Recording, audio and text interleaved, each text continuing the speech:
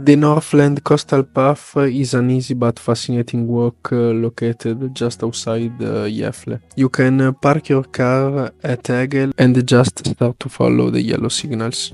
And don't worry if sometimes you have the feeling you are invading someone else's properties, because villas and panoramic points are the two main protagonists of this walk.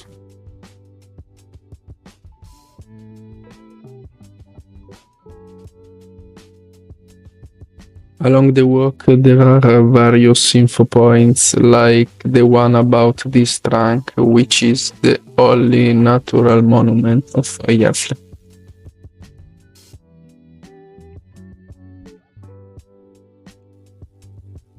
While approaching Bonan, which was my final destination, the landscape becomes even more picturesque, with red being the main color. And lastly, we can see the Bonan lighthouse, which is where I stopped. Although the Northland Coastlet doesn't stop here.